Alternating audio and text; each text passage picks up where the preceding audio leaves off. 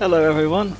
Long time no see. I've been pretty busy, and you know how things go IRL, so haven't been keeping up with the meta so much when it comes to DDing on a Sorc.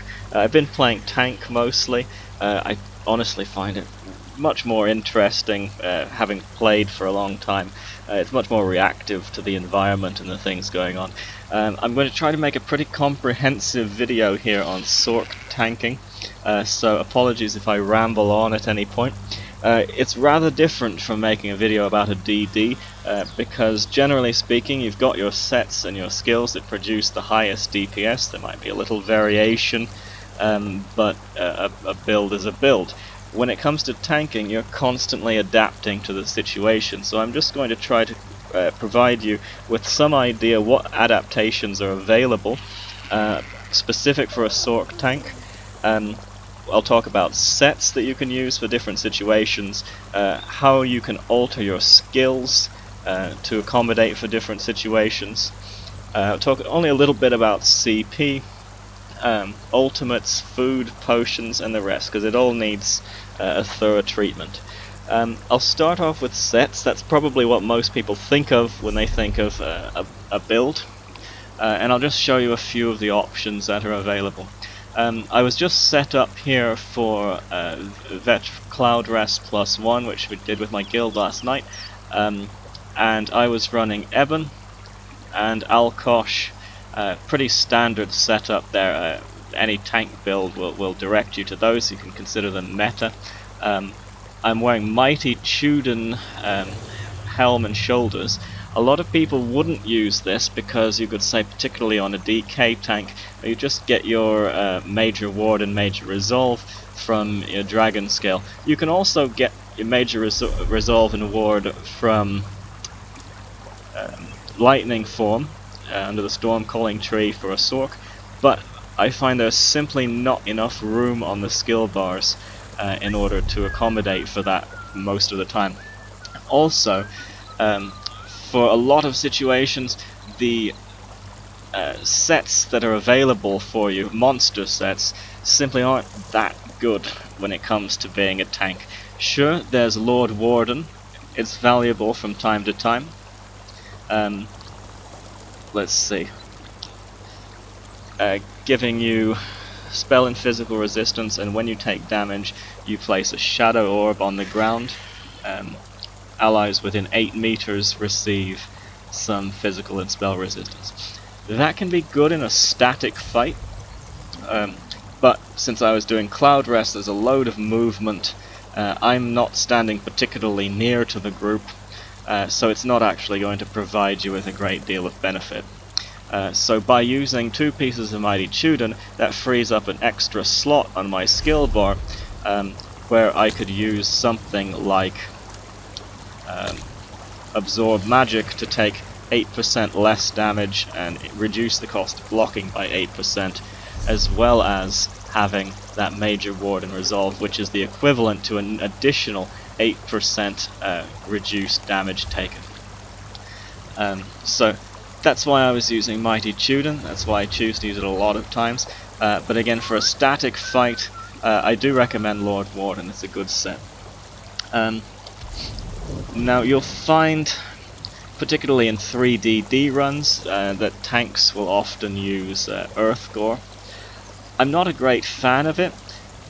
Yes, it can save you in a pinch on the odd occasion every 35 seconds, but it's not the most reliable set, and it also requires the person who's taking the damage to remain still. Usually when someone's under pressure they're moving about as well, so it can be wasted quite easily. So I'm not a great fan of Earth Gore. I just keep one in case, but I never tend to use it.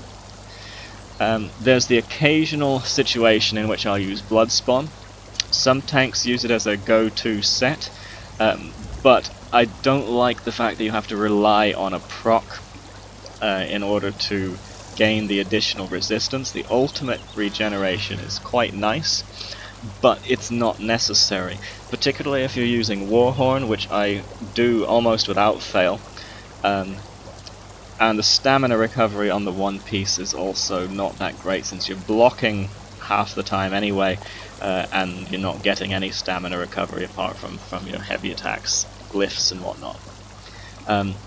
So there's the occasion, if for example I'm using barrier or I'm using negate when I want to have those ultimates up quick, then I might go to blood spawn, but again very situational. And the set that I find myself in 90% of the time is Mighty Tudun. So I'll go through that. I think those are the monster sets that I use. I used to use Shadow Rend. It's a bit of fun if you feel like using it. You can. It's not the worst set in the world, to be honest. For the two-piece, you apply minor maim to the target. It does a bit of damage, and Magicka recovery is great as a one-piece. So that's an option. I wouldn't say it's the best option for the majority of situations, but it's a fun set. You can use it sometimes. Why not? Over to the 5-piece sets. So Ebon is a go-to set in trials, as it increases max health for you and up to 11 other group members within 28 meters. That's a long distance, so everyone gets a bit of extra health, including yourself, so that's not to be taken lightly.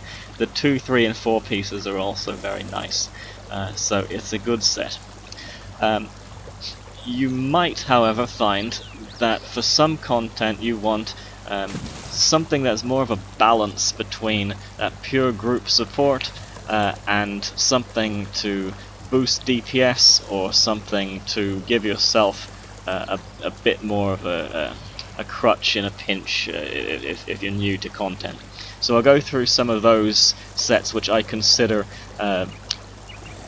mid-level defensive supportive sets, that they're not fully for the group, but they're partially for you and partially for the group, and it's a nice balance. So the first of those that I use quite often is Gallenway. We've got max health, minor Aegis. You do notice the difference from that minor Aegis, I do at least. Healing taken, and then after successfully blocking you have a 50% chance to grant Empower to 3 allies within 15 meters, increasing the damage of their next light attack by 40%. This can occur once every 1 second. It does lend itself to a particular play style.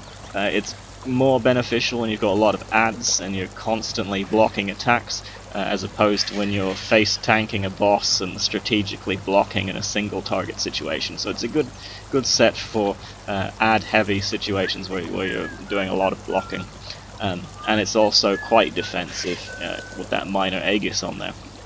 So I recommend that for those situations. When you want to have ultimates up quick, you can of course pair the dragon with Bloodspawn, so you've got 129 Magicka recovery, healing taken, max health, and reduce the cost of your ultimate abilities by 15%. You can pair that with the Sorc passive that reduces all ultimate costs by 15% again, and you're talking really cheap ultimates that'll be up very often. So if you need a lot of negates, for example, Black Crow's Prison stages 3 and 4, this is a nice set to consider with Bloodspawn. Fortified Brass is a set. It's good for. I've got it here because there may be a situation, and I hope there's a situation in the future where we've got a really juicy monster set for a tank, and you want to have that spell and physical resistance. Notice how Fortified Brass is essentially identical to Mighty Tudun. Max health, physical and spell resistance, physical and spell resistance. It's pretty much the same set, okay? So if you're using Fortified Brass, then you can go for a totally different monster set if you so wish.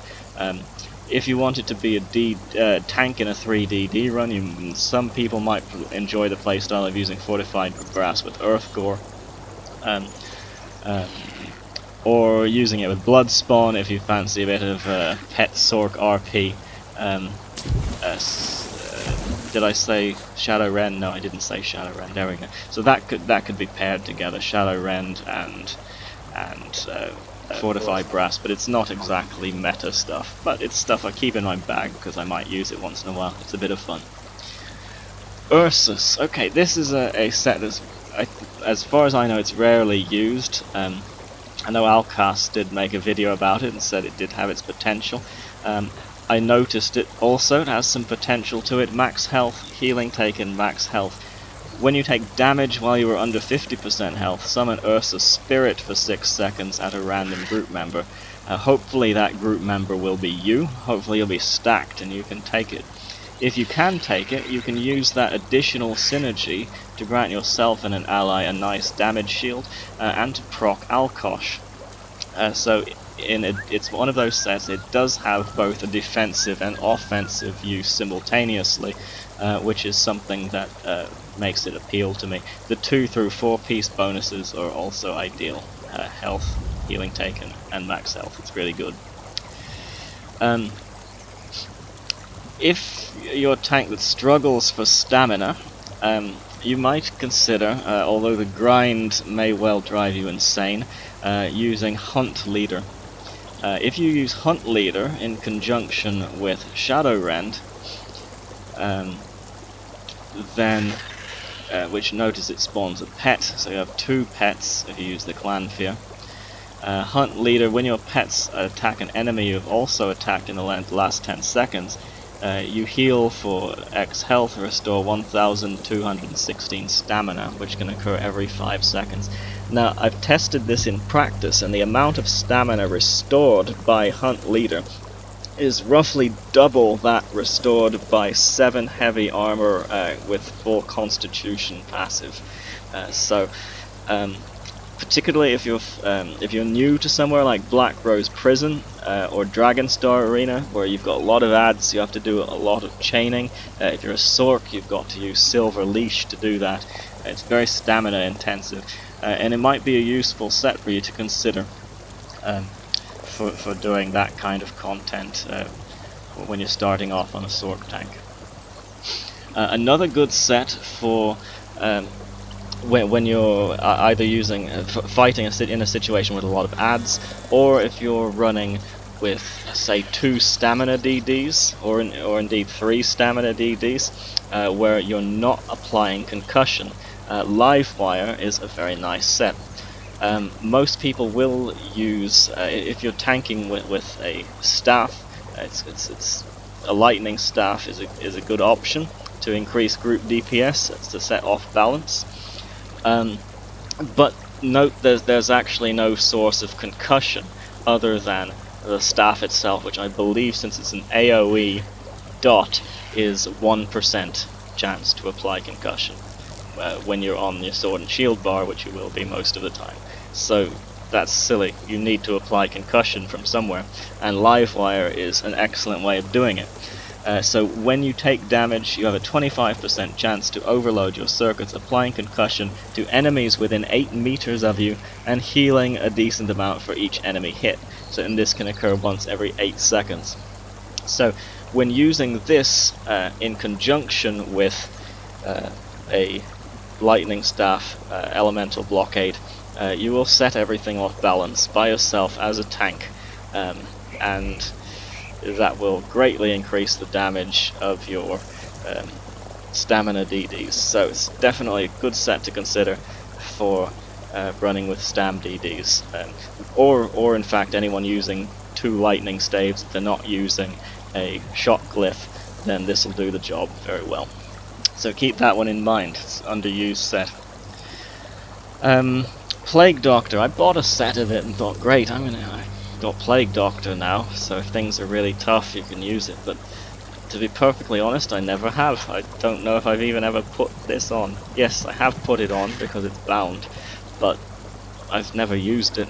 So it is appealing on face value. Max health, healing taken, max health. It may allow for certain builds that accommodate increasing your magicka and stamina pools and reducing your max health in your attributes, and thereby making use of that max health indirectly by increasing your other resource pools while not reducing your max health beyond the base level. but I've personally not found any real purpose for having more than 40,000 max health for any content in ESO. I've played all content, and I don't think that having more than 40,000 max health is going to provide a significant benefit. So you could use Plague Doctor to increase your other stat pools by applying more attributes to them as a result of having more max health, but then that potentially gives you less flexibility, because when you want to switch back into something like Livewire, which is a bit short on health, then your health's going to drop hugely, and it might get into like the 34,000 range, which I think is a bit too low. If you're running easier pledges, even the DLC ones, if you're more familiar with them, or some of the easier trials, you might even consider running all medium armor on your tank if you want to go YOLO and boost your DPS as much as possible. So that's why I've got a set of medium powerful assault in my bag, which you could combine with Alkosh. If you're running Mighty Tudun, you can still have decent resistance and max health. You can just about stay alive, and you'll give your group a big damage boost. It's a way to go, particularly if you're off tanking in the Craglorn trials. It's one way you could go, but keep in mind you'll have to be casting an assault ability, and on a PetSorc tank that's a little bit tricky, and I'll try to explain why later on in the video. You may want to run a Maelstrom sword and shield. That's one possibility if you find you're low on resources and you're able to run low slash. Your next fully charged heavy attack within 5 seconds will restore an additional 2,000 magicka and stamina, so I keep that in my bag. Although these days I'm running more or less exclusively the Master's sword and board on my front bar. So I've got a defending sword and a sturdy shield. If I want to increase DPS, I'll either stick a fracturing poison or a breaching poison on my front bar sword. Otherwise, the glyph doesn't really matter. It doesn't proc very often. It doesn't do a great deal, and it's going to do even less next patch when they reduce the potency of glyphs on one-handed weapons. This is another good reason to get into tanking with a staff. So if you do get into tanking with a staff, your lightning and ice staves of Alkosh will become pretty indispensable items. I was not a fan of Alkosh for a long time, because the set itself offers nothing beneficial to the tank. Weapon critical, minus slayer, and weapon damage are your 2, 3, and 4 pieces. This is like zip, nada, nothing, no use. So 5 pieces used exclusively for this. When you activate a synergy, send a shockwave from your position that deals a bit of damage, fair bit of damage over 10 seconds, and importantly reduces the physical and spell resistance of any enemy hit by 3010 for 10 seconds. So that is quite a lot. That is in the region of 6% increased damage on any target suffering from this effect. So combine this with a Crusher Glyph, which does reduces the target's on an infused staff. It reduces the target's physical and spell resistance by 2,108. It's up pretty much all the time because it's ticking on your blockade. So that's a nice 10% damage increase just by having the blockade up and popping synergies. Now, most people I've noticed will use Alkosh front and back bar, and personally I think that's a major disadvantage, and you're disadvantaging yourself by doing that. It's very easy to hit a synergy on the back bar. You'll get used to it very quickly, and that leaves you with the Master Sword and Shield on the front bar. When you deal damage with puncture, you heal for 2,875, that's the tooltip, remember, and gain spell and physical resistance equal to the amount healed for 3 seconds. Now this is huge, and I'm going to show you why. I'll bring up combat metrics from the trial last night and show you the effect of this set. So we're on healing received. This is a total healing received. I was main tank, so this is between the healers, any off healing I may be getting. Puncturing remedy right there accounts for 7.1% of my healing received. The max hit from this, keeping in mind that the tooltip is lower, but this is when the effects like any vitality coming to me, the heavy armor passives, healing received champion points, healing done champion points, when all of these are taken into consideration, max hit is 4,484. That means I get 4,484 heal and that amount of resistance for 3 seconds. Now if I'm on my sword and board bar using Pierce as my spammable, that's up almost all the time. Okay, so why would you neglect a heal of that significance and resistances of that significance? Notice that on occasion my resistance has gone way over cap, but it's averaged out when I take into consideration my back bar and my front bar and how I'm switching between them regularly at a very nice level of 32,900 physical, 31,300 spell resistance. Okay, so notice as well when I'm on my back bar, I've only got 25,700 resistance.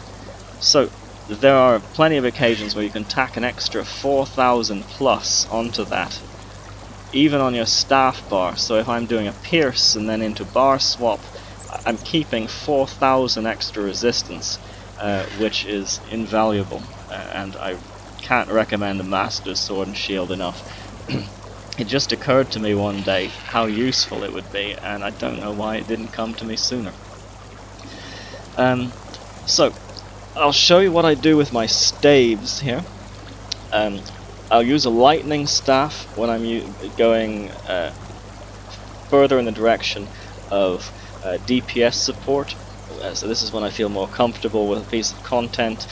When I've got plenty of healing coming in from a healer, I can use a lightning staff, no problem. And on that lightning staff, I put a crusher glyph. Now, in situations where I know I've got to be more self-sufficient, I will often switch over to an ice staff. So we know that with an ice staff you can block significantly more damage, I think 36% more damage. It's not enough to rely on it exclusively. I wouldn't tank with 2 ice staves, but it will prevent you being one-shot in situations where you would be one-shot with a lightning staff. So I was using this in Cloud Rest +1, where you've got to have that bar swap mechanic is coming in, and you can't guarantee when all the shitstorm is happening that you're going to be on the right bar. So I might get stuck on the back bar. I don't want to get stuck on a lightning staff bar and then get one shot by Nocturnal's favor, so I use an ice staff. On this as well, because I know that in a lot of situations I'm not going to be getting a great deal of support, and I know that there's going to be another tank there in the trial applying Crusher 90% of the time anyway. I've stuck a infused restore stamina glyph on there to keep my resources up, and that's particularly useful like in the execute when the mini boss is up and I'm off by myself. So that's my choice of weapons, but I never use sword and board anymore, more double barred, because I think that blockade is invaluable, whether you're using it to restore your resources or to consistently apply the crusher. And the crusher, remember, being more potent next patch when they're nerfed on single-handed weapons. I think a staff is going to be an essential part of the endgame tank toolkit. So I'm always using staff back bar, almost always using Master's Sword and Shield front bar. Okay, so that's weapons sorted. Let's think about traits now. So armor and jewelry traits. I'm tending these days to think that 5 or 6 sturdy is sufficient. This may differ from depending on a tank's playstyle, but I wouldn't advise perma-blocking anyway. It's not efficient at all. Heavy attacks are a very potent way of restoring resources, and yeah, essentially I would not advise permablocking. Therefore, we don't need full sturdy. You tend to have to do a fair bit of dodge rolling, especially when things get a bit nasty. So I'm running 2 well fitted at the moment. I didn't know whether I'd like that having those 2 well fitted when I first got them, and I thought, oh, maybe I'll try to farm a bit more for my ebb and get the full sturdy. But actually, look at that, 5% reduction of roll, dodge, and sprint. 5%, so there's 10% reduction of roll, dodge, and sprint cost. You do a fair bit of roll dodging and a fair bit of sprinting when you're tanking. So I think that's a good thing to have. On my jewellery, there's a couple of ways to go, but I'm going 3 harmony, and I'm thinking that's for me that's the way to go. If you don't have the master sword and shield, you might want to tack a couple of protective on there. But think of it like this, guys. 3 harmony, 35% each increase to damage, healing, resource restore, that's the big one, and damage, shield, strength of synergies you activate by 35%. This means when you have 3 of them, you have 105% more resource restore. This is the essentially the equivalent of halving the cooldown of shards and orbs. Okay, because you're doubling the amount of resources you get back from them. I'm gaining 9,500 thereabouts resources from 1 shard and 1 orb. This is also going to make Bone Shield absurdly strong. Double the strength of your Bone Shield. It's going to double the amount of healing you get from Harvest. It's going to double the amount of healing you do when you pop a bubble. It's going to double the amount of damage you do when you hit a conduit or a supernova.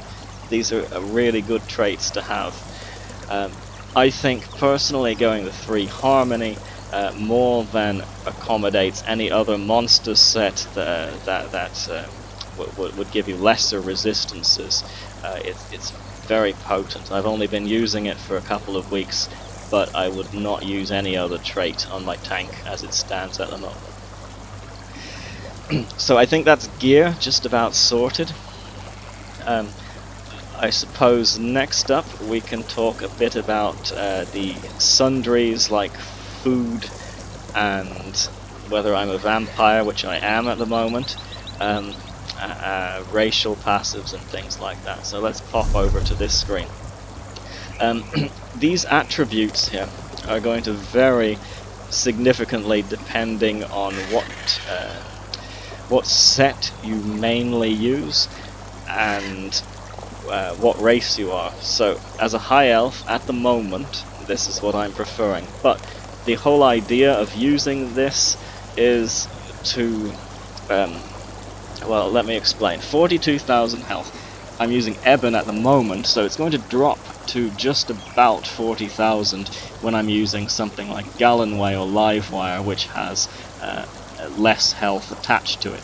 So I want to keep my health at 40,000. The amount of times that I've been dropped to 1,000 health is insane. You know, it happens quite regularly. You know, make a mistake, don't block an attack I should have blocked, or stand in a place I shouldn't have stood, and I drop down to just below dying. I think 40,000 really is a sweet spot for tank health.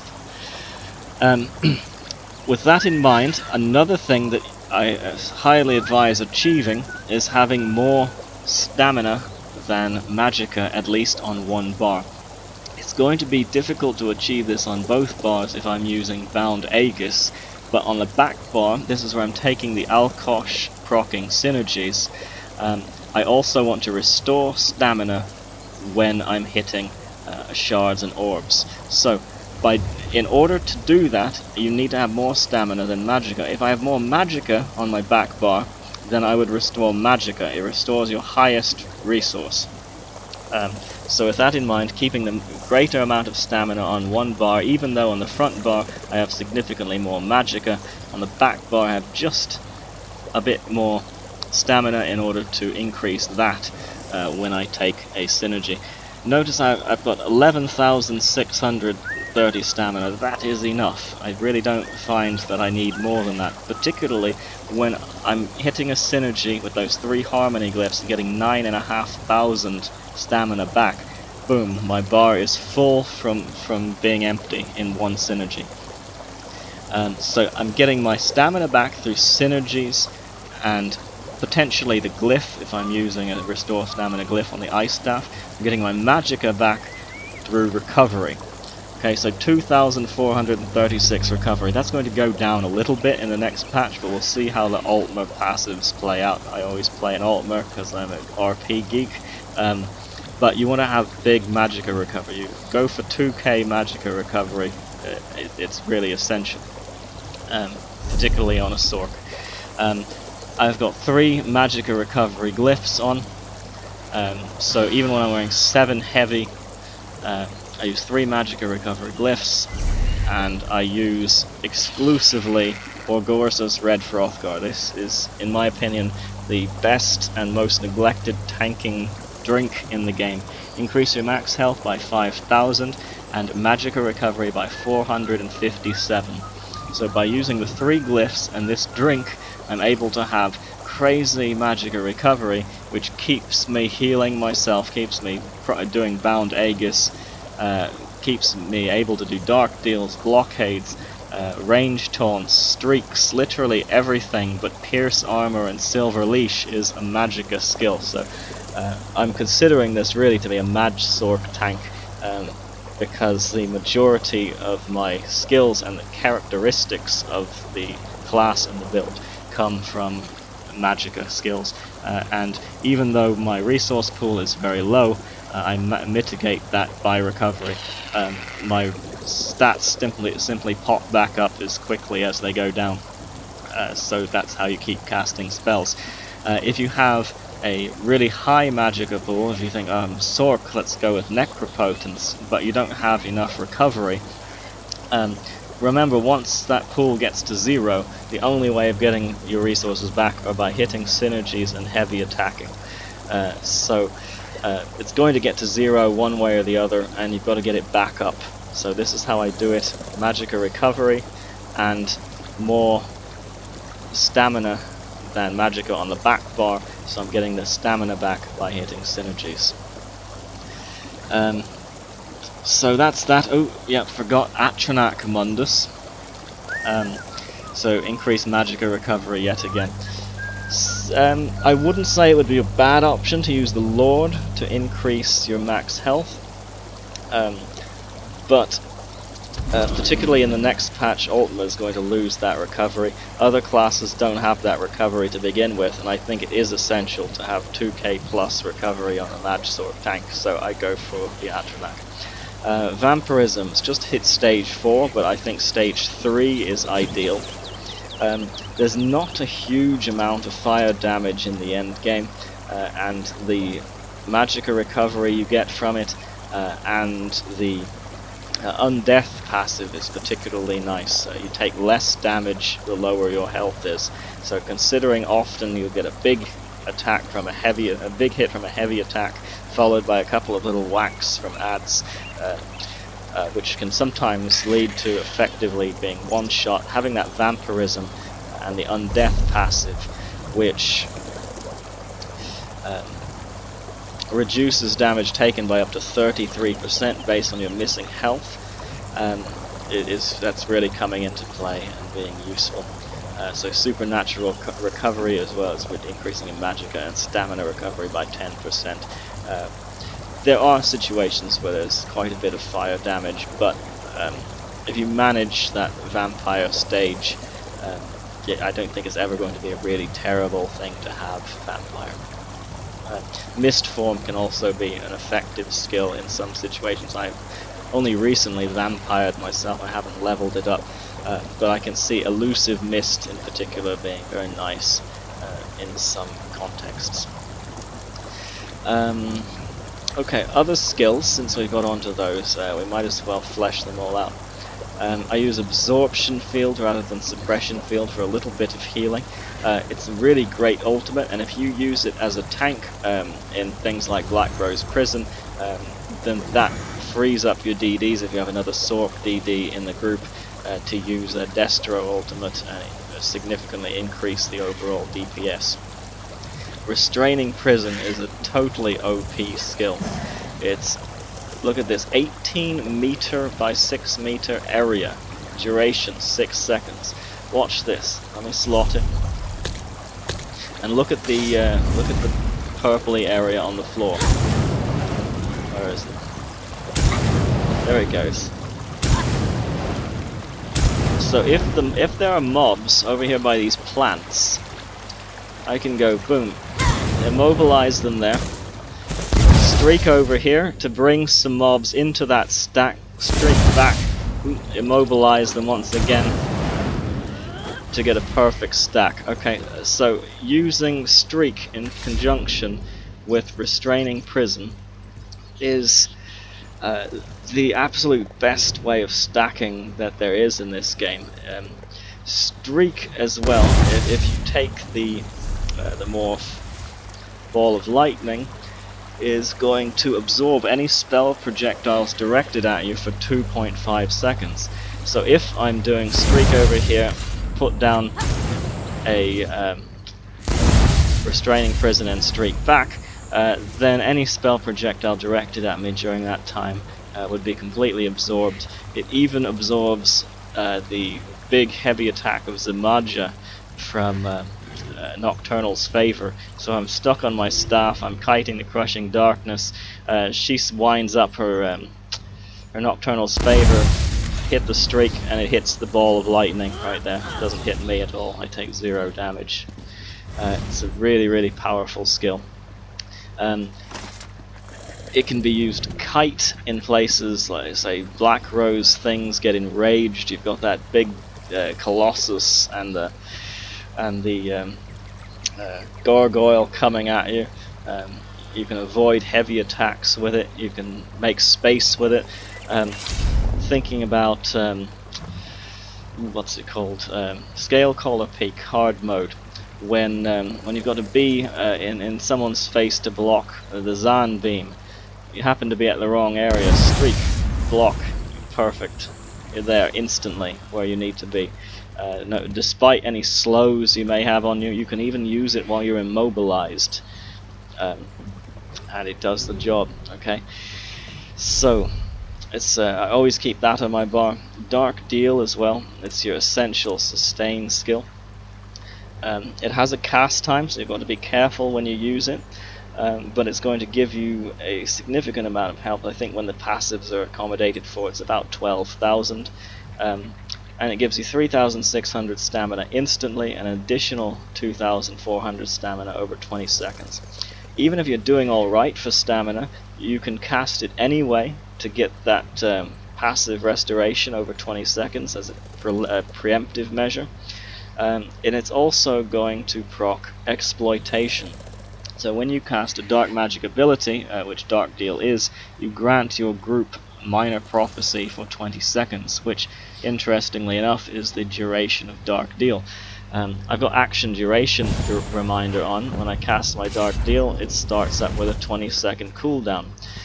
So I can effectively watch that Dark Deal cooldown and know that if I keep the ticking up, then my group will have Minor Prophecy all the time, and that's my way of reminding myself. So if you don't have a Sorc spamming frags in your group, then that's a good way of keeping the Minor Prophecy up.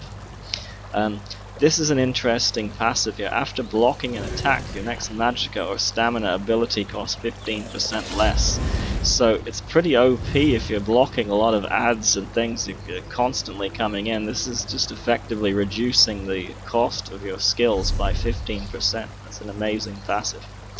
The Blood Magic passive also procs when I hit enemies with Restraining Prison. If they're already encased, it doesn't proc again, but when it first imprisons them, that procs, so I believe that's about 6,500 heal when the Dark Magic passives, the Heavy Armor passives are taken into consideration. So there's Dark Magic. Daedric Summoning, you've always got to have your Clan Fear up if you're playing with this style. I suppose there is a PetSorc Tank style, but it's notoriously not very good. So playing Magicka and double barring the Clanfear is pretty much essential. It says heals you and the Clanfear, which doesn't matter because it doesn't take damage, for 35% of your max health. In practice, when all the passives are taken into consideration, when crit is taken into consideration, particularly I've got 81 in Elfborn, and the Vengeance passive, when you block 3 spells within 10 seconds of each other, your next magic ability is a guaranteed critical strike. This thing can heal me for, well, let's just see. I'll check my healing received. Max heal, 39,165 health. So that is in fact about 90% of my max health that I was healed for there. That is an incredibly strong heal. So absolutely slot the Clanfear. Additional reasons to keep it slotted include the fact that I proc the Expert Summoner passive just by having it slotted, which increases my max health by 8%. So on both bars I have 8% more max health. That won't be so important on some races, but in effect it is, because if you are on a race with higher max health racial passives, you can distribute those additional points of your attributes into Magicka and Stamina to get a more sustainable build overall. That passive doesn't really matter, increasing health and stamina recovery, that happens all the time. Bound Aegis, okay, it's another incredibly strong skill. I've never heard of anyone using it actively. It increases your block mitigation by 36% by 3 seconds. While slotted, it also gives you max Magicka and gives you minor ward and minor resolve, which reduces your damage taken by about 2%. But this 36% mitigation for 3 seconds can literally mean I take heavy attacks by some of the strongest bosses in the game, and when that is up, I only fall to 85% max health. It's like nothing. It's like a little tickle. It's a very, very strong skill, and well worth spending that Magicka on, particularly when you've got plenty of recovery like we have. The advantage of using Bound Aegis actively over just taking the damage and then healing yourself is that there are times when you might take a big tick of damage from a heavy attack, immediately thereafter get stunned, and then take a bleeding dot and an AoE lands on your head and you get one shot because it all happens before you could even heal. By proccing the Bound Aegis, anything that you block within those 3 seconds is mitigated by further 36%, and it gives you a much greater window, provided you have plenty of magic, to prevent those situations in which you might get effectively comboed by several things hitting you at once that turns into a one-shot because you couldn't heal in time. So highly advisable to slot Bound Aegis on your sword and board bar. We've gone through Storm Calling. The only really good skill here is Ball of Lightning, but yes, it is an amazing skill and I always keep it slotted. Going over to our weapon abilities, One Hand and Shield. So I rarely use this ultimate because I like to be able to keep up the Warhorn whenever I can, and there's another very strong ultimate which we'll talk about in a moment, which pretty much negates the utility of this one in most situations. We've got Pierce Armour as our bread and butter spammable, and remember it's also proccing and puncturing remedy from the Master's Sword and Board. Heroic Slash is useful provided you have enough places, enough room to slot it. It's fairly expensive when it comes to the amount of stamina it costs and its upkeep. It gives minor maim for 12 seconds and gives you minor heroism for 9 seconds. Now the minor heroism really isn't that much, and I personally don't find the minor maim being the difference between getting killed and not getting killed in the vast majority of cases. So I say it's useful if you can slot it. If you can't slot it, it's not the end of the world. Particularly when you've got to have a lot of mobility and there are a lot of ads going around it can be very difficult to find a place to slot this. If you have to, I would say definitely drop this in favor of more CC, because CC is just far more mitigation than minor main will ever be. Absorb magic, I slot it when I can. Yet again, I never use it actively, but it is nice to have that increased block mitigation and reduced block cost when you can. If I need to chain things in, I'll be using chains in my number 5 slot, Silver Leash. If I don't have to chain things in, then I can stick in Absorb Magic and block more effectively. Over to the Destro staff bar. I may on a rare occasion slot Crushing Shock or Elemental Drain, but it's not very common. I typically am using the Destro staff almost exclusively for the Elemental Blockade, which procs the Glyph reliably every 1 second, so that's your Crusher or your Restore Stamina depending on the situation. It can set enemies off balance if you're using the Lightning Blockade, and it slows and can immobilize enemies if you're using the Frost Blockade. So some nice advantages there. Also, if you happen to get the last tick of damage in when you're using that blockade on a particular mob, you restore 3,600 magicka, so good stuff there. Keep in mind that due to the tri-focus passive, you can shift your you can use your Frost Stab Heavy Attack as a taunt. It's not very effective because it's so slow, in my opinion, and it also can be used in a pinch if you've run out of stamina. You can block on your Ice Staff just until that synergy comes in, then you can pop the bubble, get plenty of stamina back, and go back to your front bar as you should be. I've never seen cause to use a Resto staff on a PetSorc tank. Our resource pools just aren't high enough to justify the amount of healing that any of these skills do. If you look at the tooltips, they're incredibly low. I wouldn't advise it. So Armour, we're using 7 heavy. It's giving us lots of resistance. It's giving us good constitution, good max health, and proccing these last 2. You always want to use 5 heavy at least when you're doing more difficult content, but in this particular case I use 7. I find that you get a bit of extra resistance, you get the same amount of max health, and the tiny bit of stamina recovery and the tiny bit of magicka recovery that you get by using the 5-1-1 setup is offset by the increased value of constitution that you get by using 7 heavy. So our standard skill here for when we've got plenty of adds to chain in, we use Silver Leash.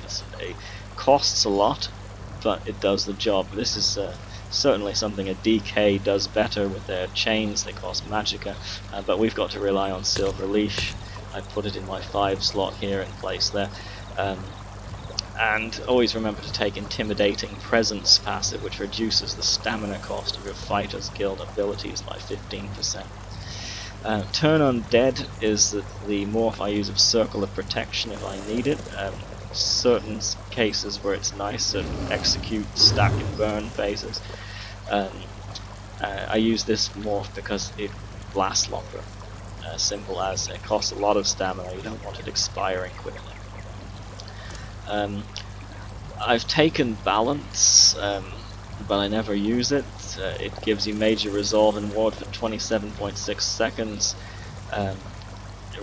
Exchange health for magicka. If you had lower magicka recovery on if you're playing on an Imperial or Nord next patch, something like that, then you may find Balance to be useful to gain back some magicka, as well as giving you that Major Ward, Major Resolve.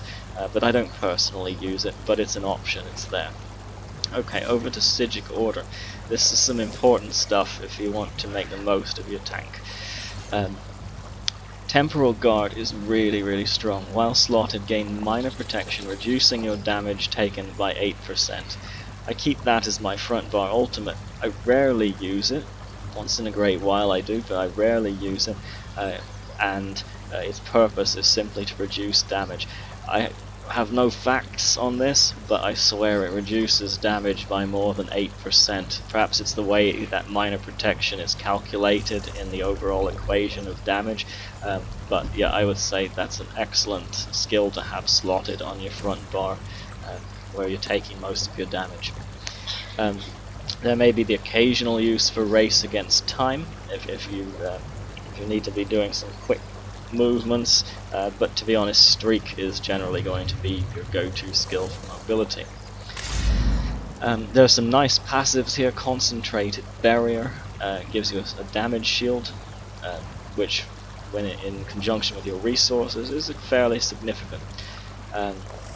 This one isn't of any use, but yeah, really the Concentrated Barrier and Temporal Guard is you will definitely feel the difference by using those skills and having that in your front bar. Okay, over to Undaunted. I take the Magicka version of Inner Rage as my range taunt.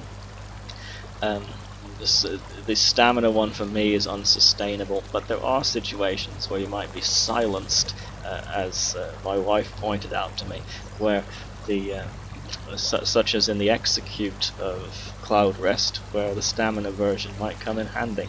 So that's just something to consider. I got Sanguine Altar. I may occasionally use that. It's particularly nice if you were doing a 3DD run, or you want to add a bit of extra healing support.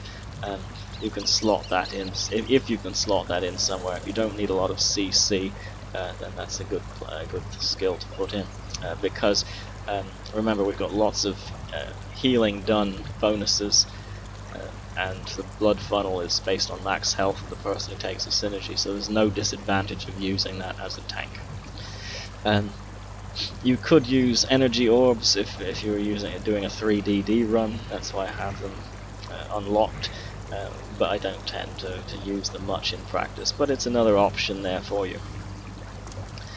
Okay, so over to Alliance War. We have Aggressive Horn. I keep that slotted back bar almost all the time. The only time I'll tend to ever switch that out is when I want to go for either Absorption Field to the AoE stun, or I may very occasionally use Barrier. While we're on the topic of barriers and healing, so we've got Efficient Purge there, which may come in handy on the odd occasion also. And you've just got to think of, in any given situation, what is it that you can sacrifice in order to gain one of these extra skills. If I was using Powerful Assault, I may choose either Razor Caltrops if the stamina load on me is quite easy, or I may use Proximity Detonation if I want to proc it, but I need to conserve my stamina. So those are two options there for Powerful Assault procs. I know most people would use Vigor on an off tank, but simply for a Sorc, that 4,464 healing over 5 seconds is pretty pathetic, so I'd rather use a skill that at least has some utility, like the slow from Caltrops, or simply the fact that proxy death cost Magicka means it's less resource intensive.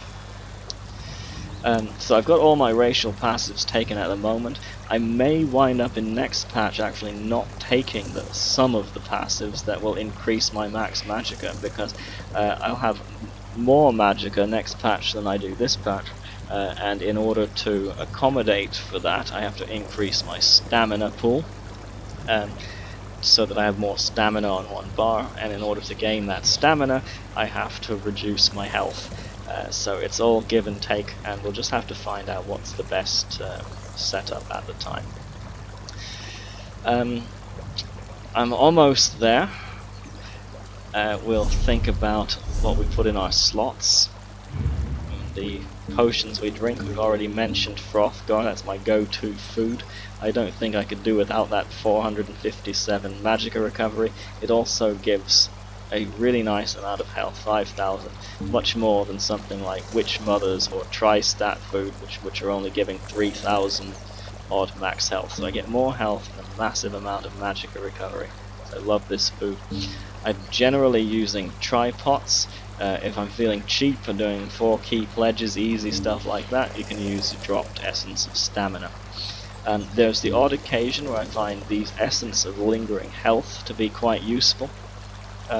Particularly in Black Rose, if you've got that lingering dot on you from the bleed, this gives you a bit of an offset from that, so you're restoring health every second, and it also gives you major vitality, so you get more healing received. So if for instance you're in Cloud Rest again and you get hit by one of the Yagura monstrosities, you're able to dodge roll, but you can't always guarantee it. So if I got hit by one of those, I could pop a lingering health and vitality potion, so that'll increase my health much more quickly than would a tripod, for instance. So these do have their uses, and those are really the only potions I find myself using. Tripods are the go-to. Lingering health, a nice situational potion, and a cheapo version, essence of stamina. I do have, so remember, I'm using a defending sword front bar, particularly accommodating for next patch when the glyph is going to be halved. So on that space I can stick a fracturing poison or a breaching poison and reduce my target's physical and spell resistance. This will stack with the crusher glyph, so it'll be a nice group support there that I can use. Still benefiting from the defending sword. I have used infused for the last several months, but I've switched to defending, particularly since I'm using 3 harmony, which means that I was using a protective, got rid of that, used defending sword so that I can have 3 harmony. Right, almost finally, I think we're almost there, over to CP. We're not concerned with dealing damage, so we want to use the blue tree to maximize our healing done. This is pretty much so that we can get those 39,000 heals from the Clanfear. We use 100 in Blessed, I put 81 in Elfborn, and sacrificing that 1% of crit damage just gives me 13% more direct damage, so 10% more damage from light and heavy attacks. Gives me these retaliation and riposte passives, so it's just sacrificing 1% crit healing gives me just a tiny bit of damage, so at least I can do like 4k or something. A bit of thaumaturge, a bit of piercing, and it all adds up to just, you know, maybe 1,000 or 2,000 DPS more than I might have done anyway in exchange for only 1% crit, so I think that's worthwhile. Now over to the green tree, I don't max out Shadow Ward, I put 73 points in there. The other big dump is into Arcanist, 64 points, and Tenacity, 56 points. I like to have those few spare points left over for tumbling, so I have 20 in there, and then Sprinter, 8, Warlord, 20, Bashing, Focus, 29. So I go for a balanced approach because you're expending stamina by doing all of these things at some point. So I am bashing, I am breaking free, I am sprinting and dodge rolling. Blocking is not the only thing a tank does, so keep that in mind when you do your green tree. Over to the red tree, I like to have a lot of points into healing received, because these days the new content is putting massive dots and oblivion damage and bleeds and such, and even defiles onto players, and that healing received is very beneficial as opposed to damage reduction that may not always have any effect in mitigating the types of damage you're taking. So I've got a balance between Hardy and Elemental Defender, although this may change depending on content if I want to min-max for a particular piece of content. I find, however, that I tend to be, as a tank, targeted by physical heavy attacks by the boss quite often, so Hardy can be useful. 52 into Thick Skinned and 62 into Ironclad. This Ironclad will mitigate against those big heavy attacks, but I also don't want to neglect the dots that are coming from a lot of the Oblivion damage in Bleeds and the newer content. So that is my setup there for the red tree. I think I've mentioned just about everything there is to mention, and the video is already way too long, but as I said, I promised a comprehensive overview of PetSorc tanking. I'm going to stop talking there. I'll give an example of the gameplay, how it works in practice, and leave you with that. So sorry for keeping you waiting so long for this video, and sorry for talking your ear so off for the last however long I've been talking it off. I wish you happy PetSorc tanking. Hope this video helps you become a better player. Thanks again for watching. See you next time. Smashing. My bad. Call them out if they're there. Yeah, I should have. And I'm frozen. No, you're moving though. Oh, now I'm back. Pick up Lilith. Valky can do it as long he's rooting all the bullshit. Nice. Kill the warden in the middle. Kill the. Yeah, there's I one have warden. the warden here. Very good.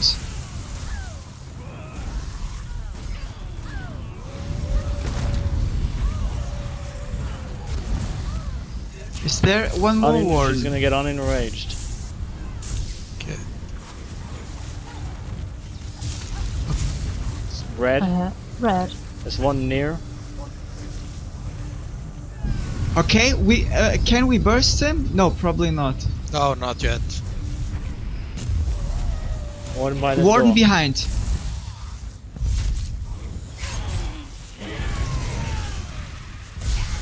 Stranglers do insane damage by themselves. And on our positions, the wardens. Yeah. Well, come on. Oh, I've got no stamina. They were so fucking fast. This is just too much on the stamina for magic use. Where are you? I get you. Dang it. I mean, I see it coming. I don't, Don't know go up anything about yet. it. No, I won't. Yeah. I'm watching it. What is it? It's yellow again? Not yet. Not yet. Oh, Changed. it's blue. It's blue now.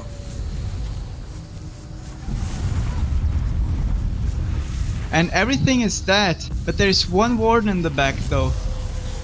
Yeah, let's take that one, then we nuke. My horn. She's outcoshed. Take her out. But she's also...